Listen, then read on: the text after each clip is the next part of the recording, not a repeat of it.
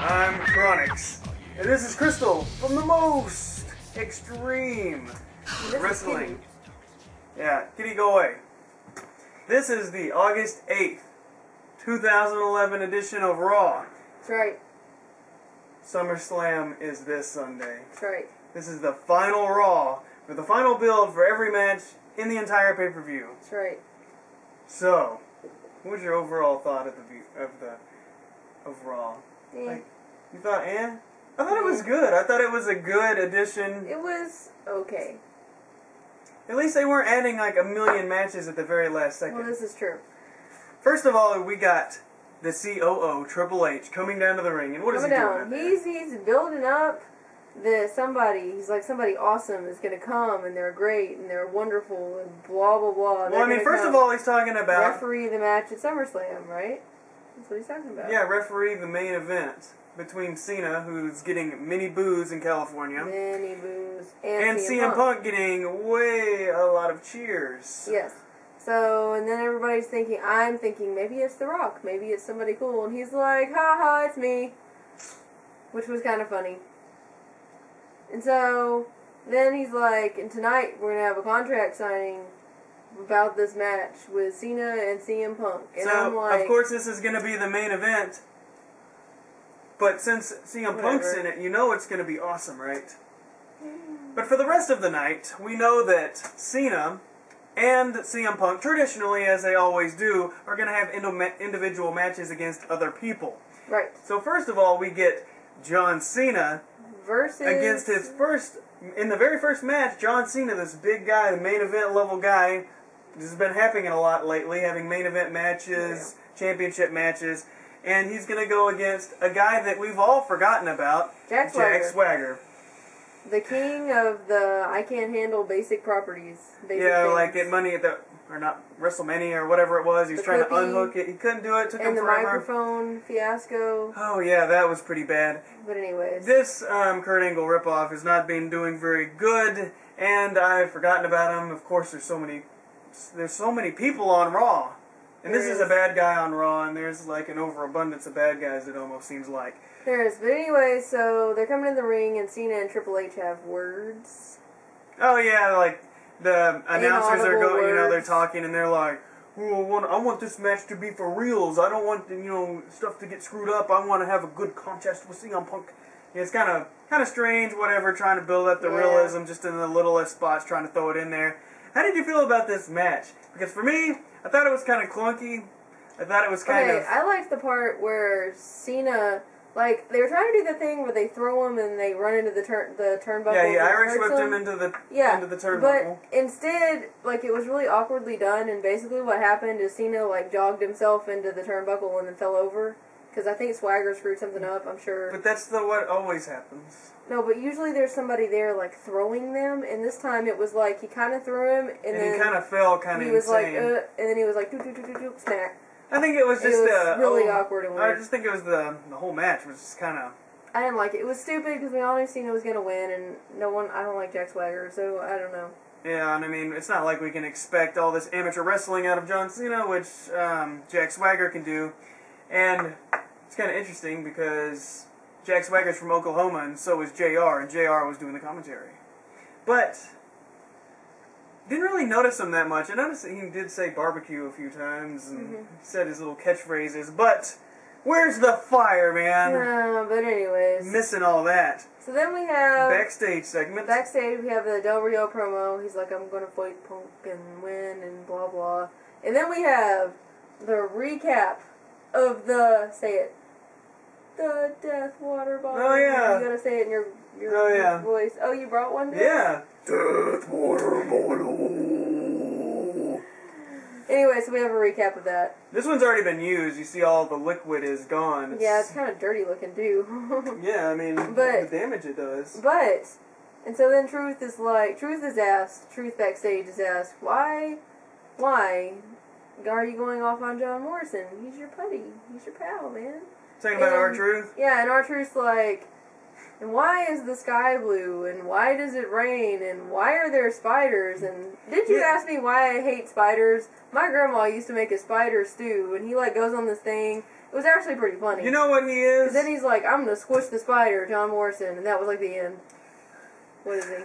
R-Truth is like Perry Saturn was back in like 2001, or whenever, it had to have been 2001, where he's saying, this is my favorite Perry Saturn quote from that era, "Dogs eat applesauce to save the ozone layer.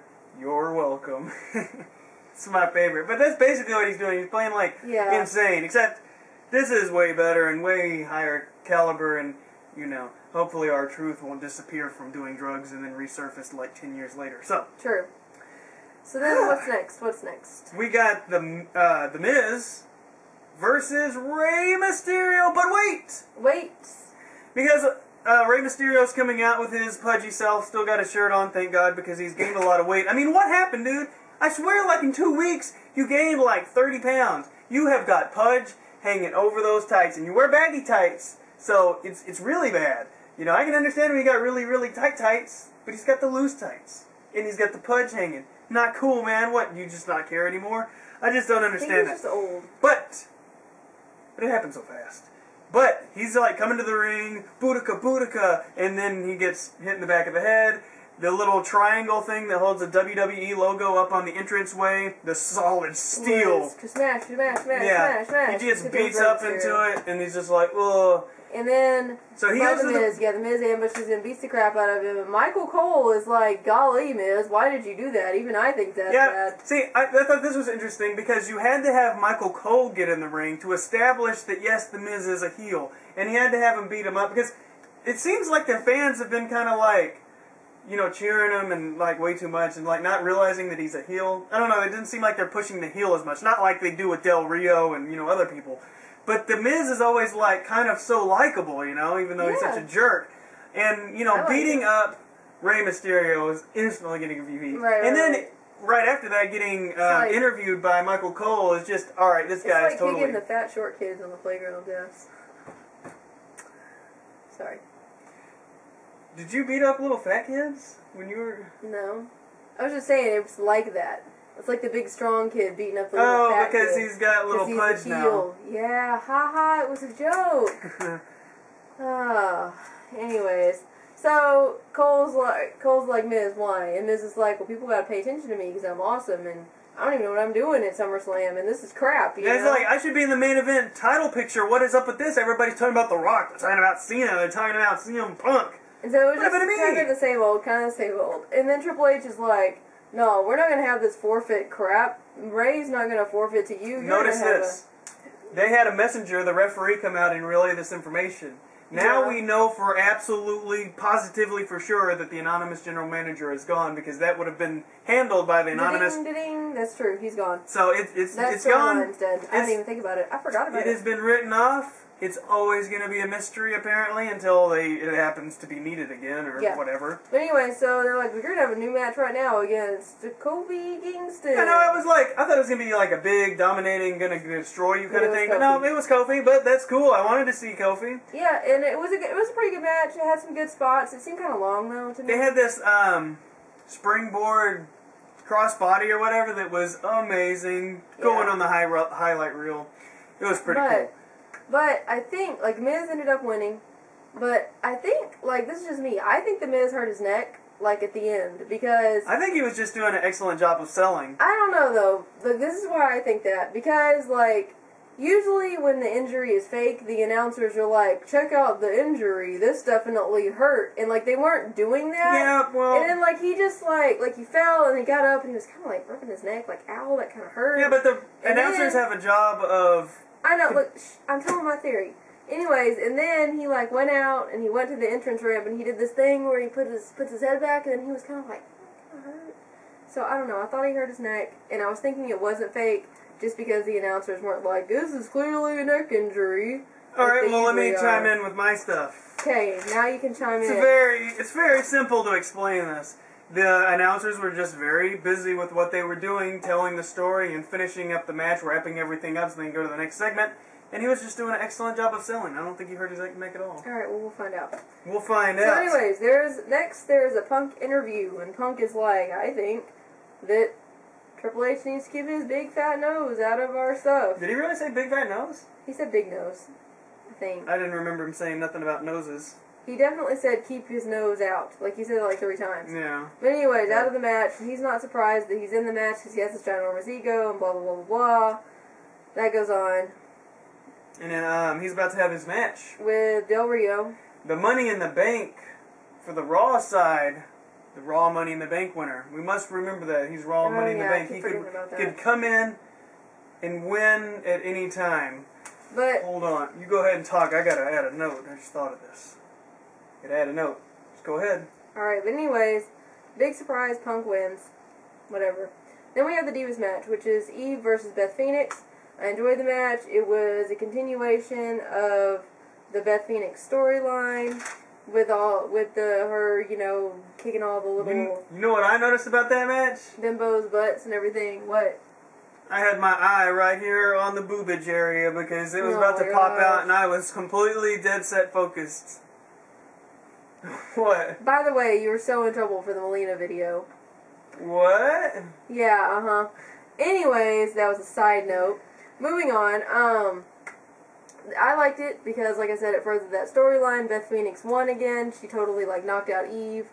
And then, at the end, Kelly came out and ambushed her. First of all, you forgot something. What did I forget? You forgot that she cut a promo right after the match. She said that there's not going to be any more booty popping. Sad day. That there's not going to be any more splits. Shot at Melina. And that there's not going to be any more stink faces. Thank God. Yeah. That's just... Nobody wants to see that. I'm sorry. Yeah. And so I like it because I'm all about... She cut a good promo. Yeah, it was a good promo, and I'm all about, like, kicking the little blonde bimbos' butts and, like, having real women wrestling and not just, oh my God, like Kelly. So I can, you know, I'm happy with that. Alright, anyways, we're moving on. We gotta move on to the match with Dolph Ziggler and Vicky Guerrero versus Alex Riley. It was a very short match. Because it really was. Vicky came out, interfered, got Dolph disqualified. She got in the way. In the way. Alex Riley won by disqualification. Dolph got mad. Vicky got mad. They were screaming and yelling. I know. It's like... It was like the breakup. They're gonna break up, like for months and months and months, and, like... I know. Is it for real this time? I don't know. But anyway, Vicky storms out of the ring. There was much drama, much domestic disturbance, you know? And then... Well, that was it. Vicky just left, and then she's like, wave bye-bye. But then I think... Huh? Well, I was going to say, I can't remember if Dolph Ziggler is in SummerSlam, but he's got to be, and if he's putting his belt on the line, which he should, he's the U.S. champion, then I guess we're going to probably almost absolutely expect to see Dolph Ziggler and Vicky Guerrero in there together.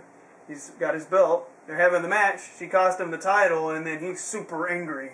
And he's on his own, and he's going to have to carry himself. Which I think is a bad move, by the way. I don't think Dolph is ready to carry himself.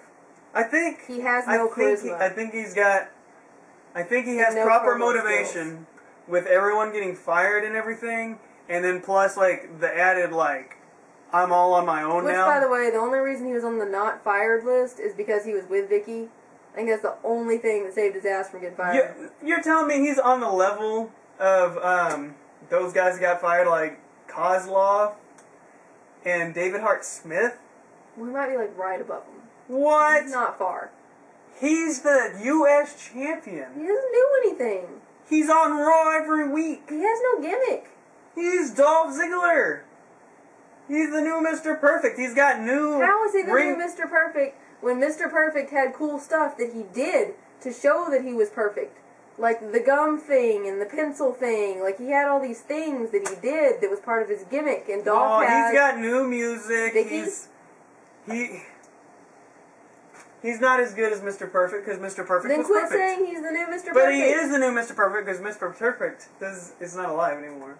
And his gimmick is obviously right off of there. And the Raw, the SummerSlam recall or whatever was Bret Hart versus Mr. Perfect. So why do they keep bringing up Mr. Perfect? But he's not trying to Mr. Perfect because Mr. Perfect was really good and Dolph is really generic. But anyways, we gotta move on. Dolph. Okay, so they show this promo for about Truth and Morrison, like this long promo talking about like the whole story over like 4 months or whatever. And this is what I want to know, guys, because we couldn't figure it out. Who was the voice Like, he did commercials. The narrator? Yeah, the narrator guy. I was thinking It's maybe like he was like on... Card. He was like on the Geico commercial or something? We don't know. But he wasn't on Idiocracy. I know that. That wasn't him. But we gotta know, because it was familiar and it's bothering us, so tell us. Yeah, I gotta put this plug in here. What? You have never seen Idiocracy, you have to see it. No. Right? Yeah, that's really good. I mean, it's like what the world is now, even though it's set 500 years in the future. It's like... It's awesome. It's amazing. Anyways, alright. So then we have Truth versus Morrison. And it is an awesome match. There is high energy. There's lots of fist fighting and flipping and whatnot. And there's a good spot where Truth knocks Morrison on the wall and he kind of hits it like that. And it was like a neck injury, and it was this big deal. And and it looked, pretty believable until they showed it 100,000 I know, like times. the first time, I was like, man, they really hit his neck. They look awesome. And then, like, the sixth time, I'm like, all right, dude, we bumped his shoulder. I got it. Here's a note. Morrison's pants have changed from what they used to be, which you might know is Melina's design that she did herself. She drew it on a piece of paper, made it into pants. Now it's different. Notice how she's gone. It's like they're completely separated, from, company-wise or whatever. I guess they can't have, like, her artwork represented or whatever it is. I like the old pants better. Yeah, anyway, these are more generic. I'm not so much sure that I like them. Yeah, Truth wins his big boost. So then we have a SummerSlam promo with John Morrison surfing. It was hot. Man, they've been showing that for weeks. This is the first time I saw it. Where were you? I probably get up during the commercials to do other stuff. Ew. Alright, so anyway, then we have Christian the heel. I still can't deal with Christian the heel, and he says he's going to make some big announcement, and Triple H is going to be on SmackDown. Morrison did a good poncho, by the way, that they showed like a million times with the cameras like... You know what I mean? Where he jumped? Yeah, that was good. Alright, so anyways, I've been talking a lot, so you can tell about this. No, you go ahead. I'm kind of lost for a second. Alright. Well, anyway, so we come out now. This is the big main event, the contract signing. Whoop-de-freaking-do.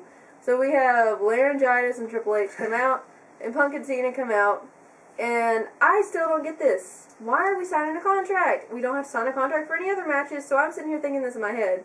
And then Punk sits down, and he, like, puts his feet on the table, and he's all surly teenager, which, I don't know, it's just disrespectful and unprofessional, so that doesn't, like, make me like him. It's kind of like his gimmick. I know, but I don't like that. But anyway. So he can't sit in a chair now. He's got his feet propped up on the table. He can't sit on the ground. You said specifically last week, and CM Punk saw this video and listened to you. You can give an effective speech while sitting down. That's what you said, and now he's sitting down giving an effective speech. I didn't say anything about his speech yet. I just said he plopped down and put his feet on the table like a surly teenager. He gave a good speech. Anyways, so I'm sitting there. I'm actually about to say something good about him if you give me a chance. And I'm thinking all this about how this is stupid and stuff. And then Punk comes out and he's like, so anyways, why are we here? This is retarded. We never do this. And the only reason we're doing it... Speaking your voice. Yeah, the only reason we're doing it is because we're going to flip the table over and start a fight. So let's just start it, And I thought that was really funny because that's exactly what I was thinking. So they start doing this promo back and forth. So he's the voice of the voiceless. Quit pushing me over! Death water bottle you. No! No! Anyways. So, The Rock... Okay, so then Punk's like, I got somebody to help me, like, hate on you, Cena. And then here comes The Rock via Facebook on the internet. Cuts a promo on Cena, which I think... This is good promo, right? Yeah, it was good. So I think... I mean, it wasn't The Rock's best, but it was alright. And, I gotta say think this is just what... I mean, I don't actually, like, think this, but it just made me laugh, like, seeing, like, how I've criticized CM Punk and everything. What I really wanted to say, even though CM Punk was really good, so I can't say it like tonight, he was really good on the mic, I wanted to say he had to show The Rock's promo because he couldn't cut a promo like that. Oh, but he actually did really good. Yeah, he actually did. So, and all I could think about during The Rock's promo was, like, Under Armour. All I could think about was freakishly huge body. Like, he's like, ever since he's left, he's like, it's crazy. He's like a monster. So The Rock does his thing, and they keep talking about The Rock. And this is obviously, there's a lot of rock talk. There is a rock talk. See? Metalocalypse reference. But, anyways. Let's rock talk about it. So, I need my banana sticker right now. So, I think this is just to remind people that they're still going to have this match at WrestleMania, because obviously people are forgetting by now. Yeah, right. And so... I totally forgot they was going to have a match. Then, they keep going back and forth. Cena mentions his 5 moves of doom. So that was funny because he's incorporating more internet things into the thing. Oh my God, he said that. And then Cena says he loves his true fans. He cuts a good promo. I'm into it. Everybody's like, yeah, Cena, we love Cena. Then... But only when Cena's talking. Well, yeah. And then Punk comes. And everybody's like, yeah, Punk, we love Punk. Whatever. Anyway, so Punk brings up the firing stuff. Like, he's like, oh, did you fire all these people? And they're like, oh my God, I totally didn't read that on WWE.com. Like... nobody knew. But I mean, it was still good because I'm sure a lot of people didn't read it. I mean, it didn't matter in context. It totally worked. Yeah, exactly. I mean, they hardly ever do that. But he didn't bring up Melina. Yeah, probably because she doesn't have much of a marquee value. What? She's a girl. Well, it probably just didn't pertain. Because then, because they're all like, be a man and stuff. Yeah, well. Anyway, so the crowd goes crazy. And then Cena says, you gotta bet, Cena gets on the mic and I think says something like real smart. It's like true, so it was like a good promo because it was true. He's like, Punk, you're talking the talk and you got all this support now, but now you gotta realize there's all this pressure on you because you got people watching you got people caring about you got people thinking you're great. So if you screw it up now, it's all over, man. Yeah. So and Cena's like, if you screw this up, it's all over. If I screw this up, I still got my match with The Rock. I still got all my fans. I still got my movies. I still got, everything that I got. I'm not losing anything. You're the one that's going to lose everything, So everything's on the line for you. You could be a one-hit wonder. You could Milli Vanilli. And that other guy. And then but then Punk's like, yeah, but you won't have the belts. And I'm like, who cares about the belt? There's 2 of them. Exactly. They mean a lot. But this is going to be an undisputed match. And after all the smoke is cleared in this, we got to remember that next week's Raw, Rey Mysterio is going to get his rematch clause for the championship. So I think that obviously it has to be CM Punk winning the championship to fight Rey Mysterio. I think it's possible that it could be Cena because now he has beef with Cena because Cena took his title away after 0.5 seconds. Because, here's a scenario. You got Rey Mysterio win the belt from CM Punk, and then Del Rio wins it, which would mean the title changes 1,000 times, so that's probably the most likely scenario. Yeah. Okay, so anyways, the very end, we'll wrap it up. Naturally, a fight starts, because Cena's like, well, we've been talking. I think these people are tired of us talking. Let's flip the table over. So he flips the table over. And then gets it out of the way so no one will get hurt. Exactly. And they're like, they start doing that pre-fight thing, and then laryngitis steps in and separates him, and he gets popped in the face. He gets popped in the face for the 3rd time in a row. Why is he even there? If you got hit in the face 3 times in a row, would you try to pick a fight again? He wasn't picking a fight. He was separating them. Okay, well, I'm sorry. If somebody hit me in the face, I wouldn't be confronting them in any way at all for any reason. But anyways. Triple H gets a little nudge when he's trying to, break up and... Yeah, I'm sorry. And Cena, kind of bumps into him or whatever, and he's, no, well, you don't touch Triple H now. Yeah, and so they have this thing, and then they're like, outside the ring, and that's the end of it. That's pretty much it. So, SummerSlam, we gotta watch it. We're gonna watch it. Because I'm actually excited to see it. Amazing. There's some... You're out of water? Yep. So we'll see if CM Punk delivers. Can he do it in the ring? We know he can do it in the mic. But can he have a match with John Cena, Mr. I Can't Wrestle and stuff? That's right. We'll find out.